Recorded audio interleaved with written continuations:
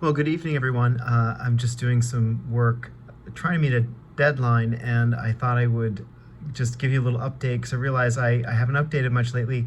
And as often as I am working, I find myself sidetracked with various projects and sidetracked. I don't know if that's exactly right. Focusing on each deadline that comes along and sort of taking care of what has to come first. So I was going to share with you some of the latest, and that is with a project I'm working on with a magician, two magicians in London. I made some friends over COVID through Zoom, through different forms, and some of them have hired me through grants and other, resources to have me write music. And one of them has been through a magic show. Norville is a character, the magician Norville, sort of a Victorian type character, and his assistant Josephine. So it's a Norville and Josephine by these two performers, Christopher and Desiree, in London. And they've been workshopping the show many times. And over the past, I don't know, year, 2 years, they've been working. I've written a song for them before, and now we're doing this new song. So I'm going to show you some of the scribbles that I've been working on, and I'll share the first page of their script. So I hope you enjoy, and as always, any questions about the process, I'm happy to answer. All right, here we go. So I will, this is off the computer, but I will share a PDF. So I have this scene, I think it's coming through okay. Yeah, Let the Rabbit Out of the Hat, version 19, which gives you an idea of what they've been up to, the number of times they've worked on this. So we have a script, we have the announcement, it's a voiceover, VO for voiceover, lights up, he appears, there's all this information.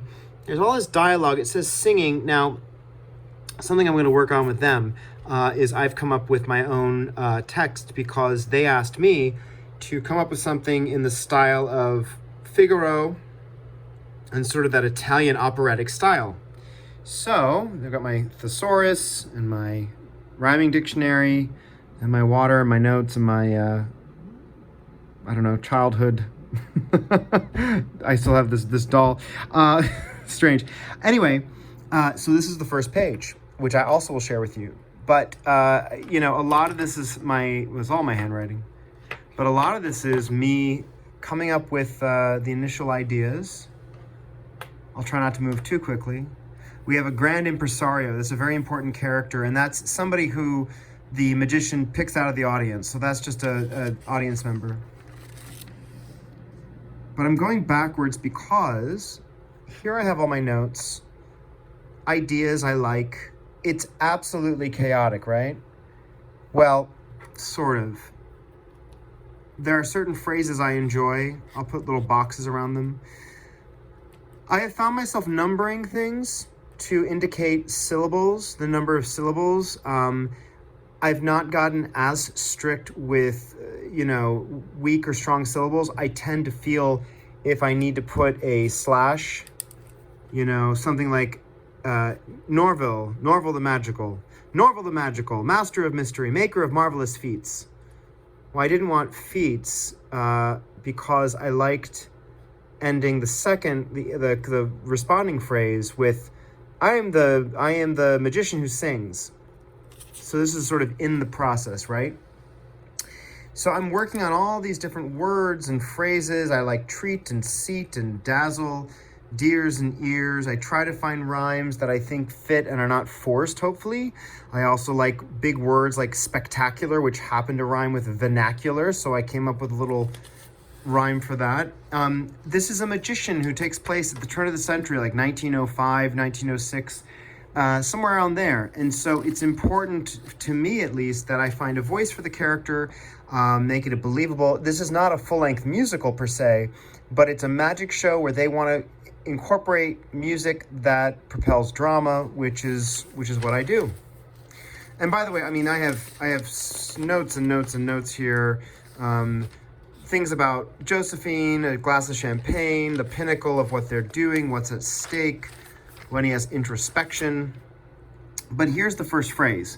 I imagine he'll come out probably, with a cape and a top hat, and it'll be something like, it is I, Norville, the something, the grand, the masterful, the whatever, right? Then we go into a 6/8 6/8, like almost like Gilbert and Sullivan or an operatic. So it's Norval the Magical, master of mystery, maker of marvelous things. I want the alliteration. I want there to be lots of words, and I want those words to fall upon the sequence of the way the strong and weak syllables work, so that we feel like Figaro, Figaro, Figaro, Figaro, Figaro, la, Figaro, la, Figaro, la, right? You want that feeling.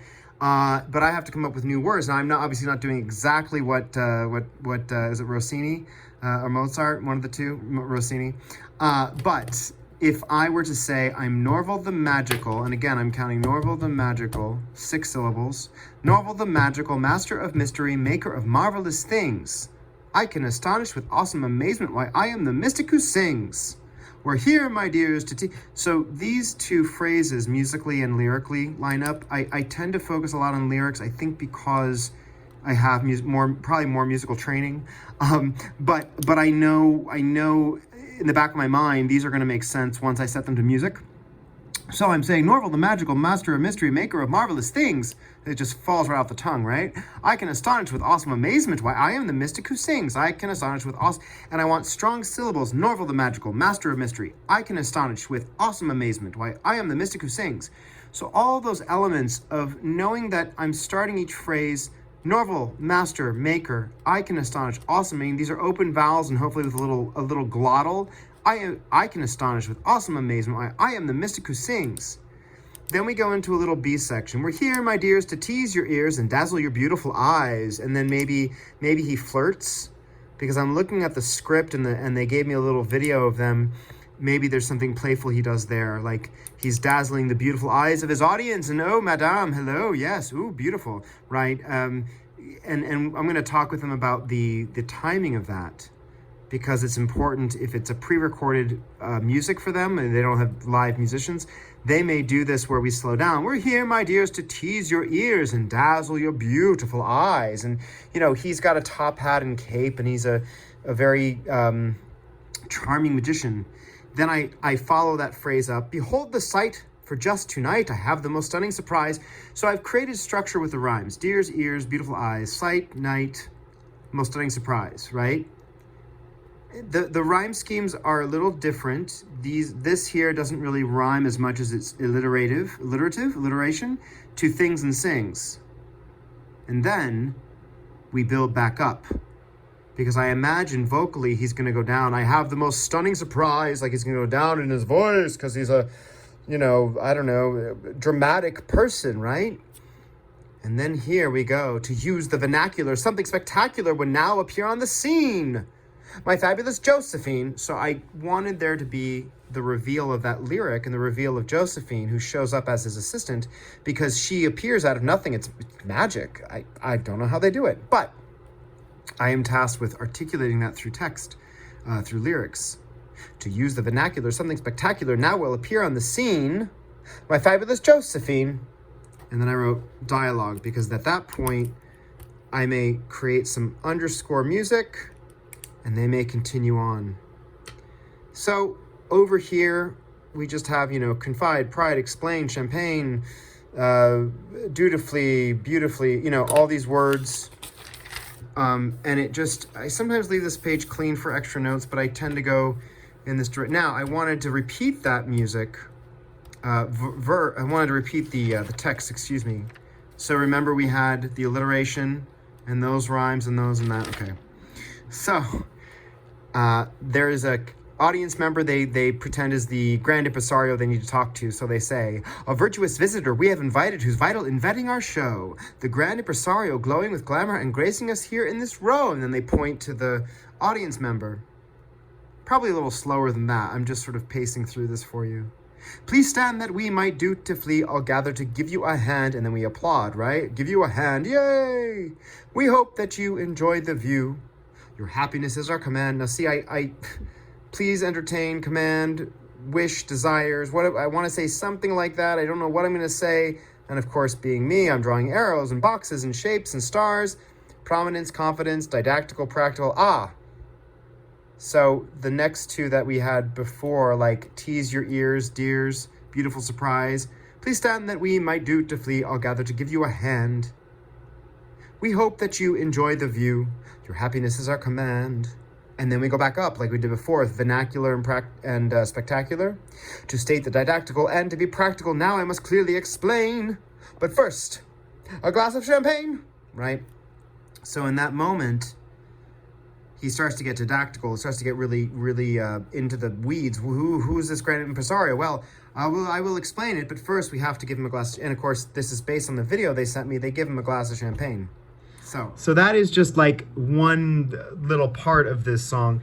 And again, I'm writing all this on commission, which is nice to have this sort of external force, if you will, like a external deadline. It's not just for me, but it's also, I'm going to now pitch what I think works for the scene for the magicians, because they've sent me specifically what they want in moments they think will work, and what I'm coming to it with a musical theater background and a dramatic background that is giving sort of a I don't want to say depth, but substance in a way that gives the characters more work, because that's what they're wanting.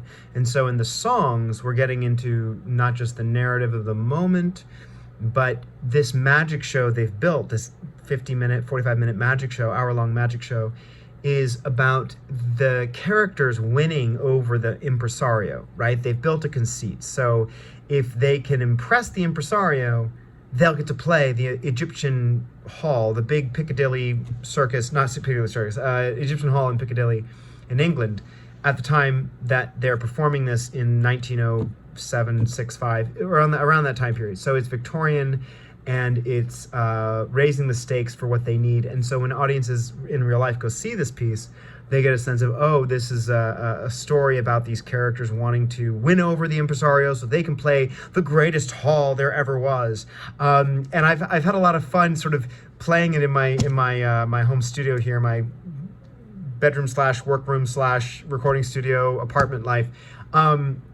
But all of that is to say, it's great fun to sort of pretend to be a magician, the sort of put on airs of sort of the drama, the dramatic stylings of that. So curious what you all think. I hope you're all doing well.